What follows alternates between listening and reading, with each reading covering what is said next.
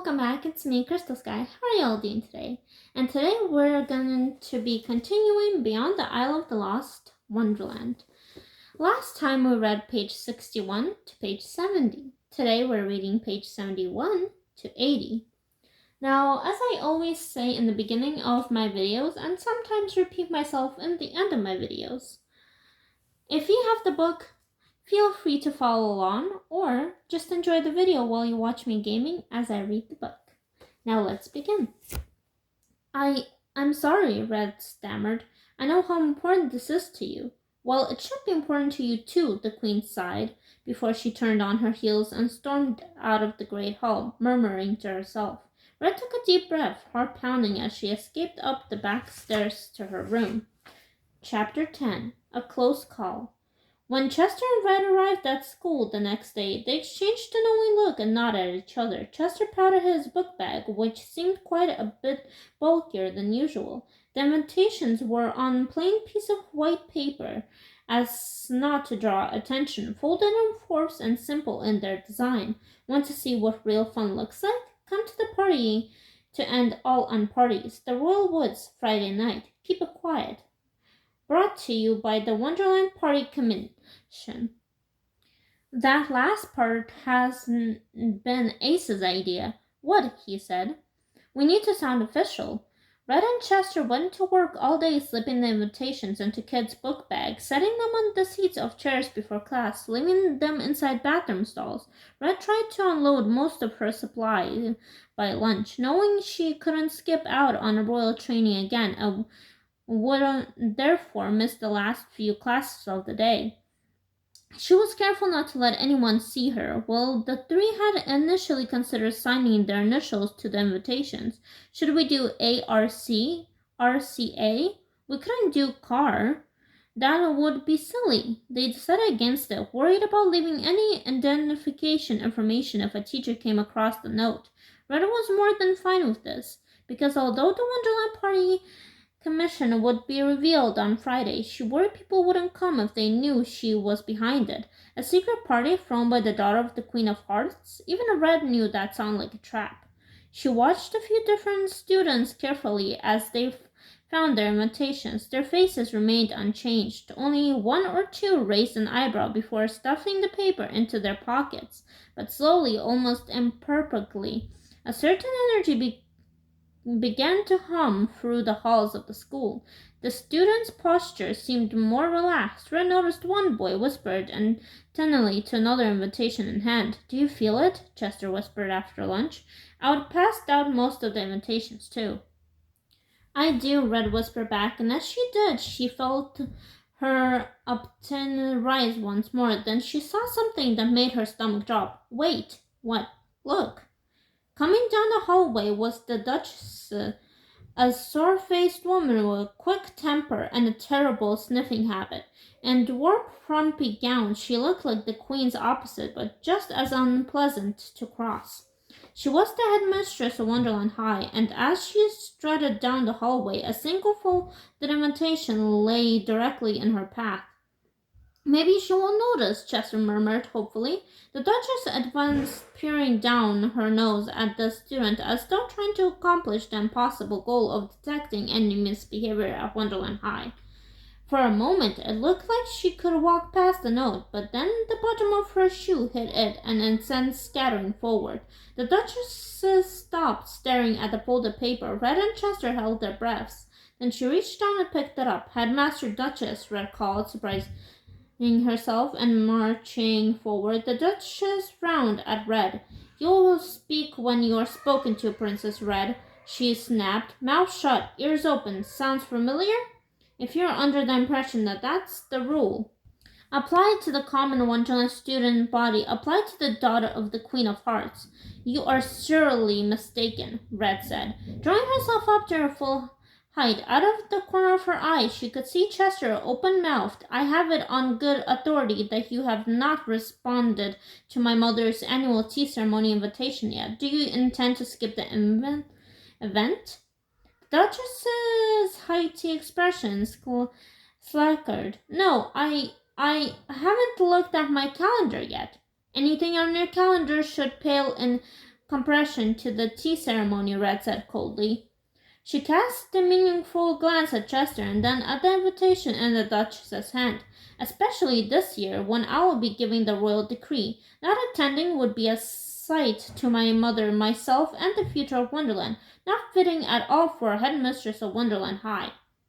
Chester plucked the paper from the Duchess's fingers just as she brought both hands to her chest. He quickly disappeared into the crowd of students behind her. Oh, Camberwalkie, I swear I'll be there, the Duchess splattered. There is no need to bring my position into this. My acceptance will be in the mail this very afternoon. See to it, Red said, stiffing. That is all. They swept away as the Duchess stammered another apology. That was amazing, Chester hissed as Red rejoined him down the hall. You sound just like your mother. Thanks, Red said with a shrug. I guess I can turn it on when I need to. They better be more careful with those. Chester shoved the rage invitations into his pockets. These kids don't know how to be sneaky to save their lives. Red wasn't really listening. She kept her head down, noticing the shocked faces of the students who would witnessed her outburst. In their eyes, she supposed Red had just reinforced their reason to feel intimidated by her. Whatever Red told herself, they would know what really mattered to her soon enough. Chapter 11. Yes, Keen.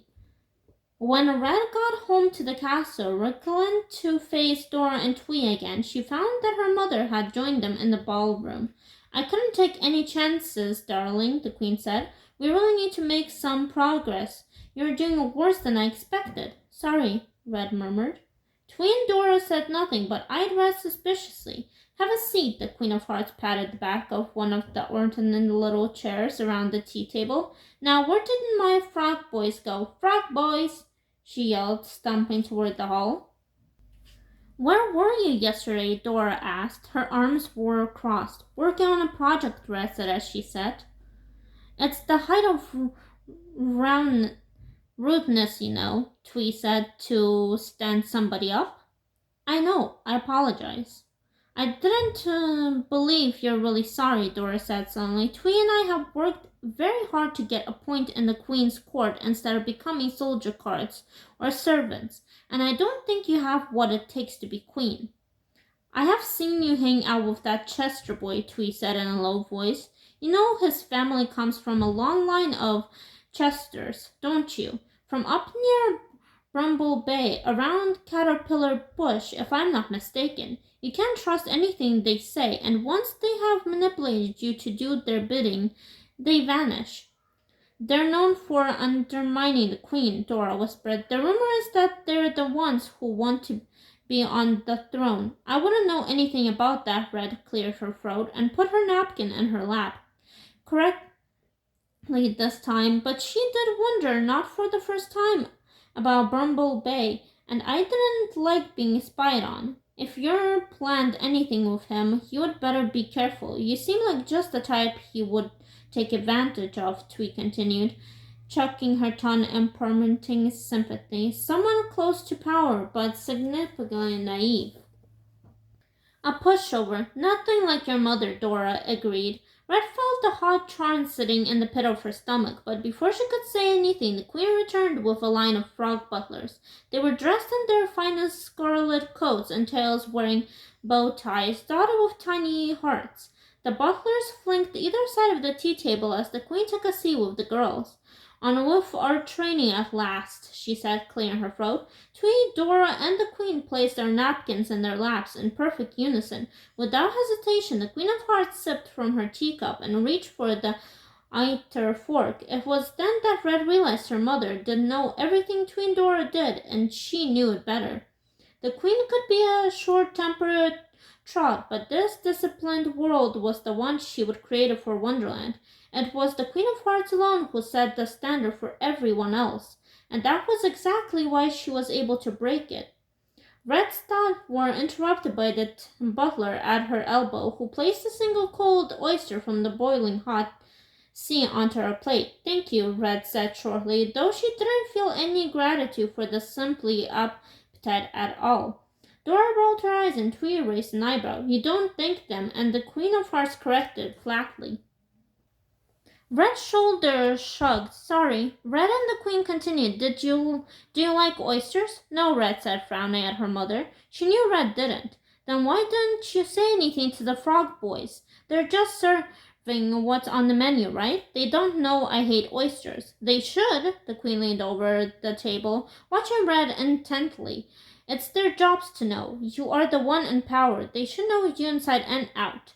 Cater to your every need, accomplishment your every whim. The fact that they give you something you dislike is a direct insult to you and your authority. Red pursed her lips. The butler had his worried expression on his face, and Red suspected he had been told to serve her the oysters on purpose. Dora and Tweety exchanged smug looks, as if to say, you know she couldn't do it.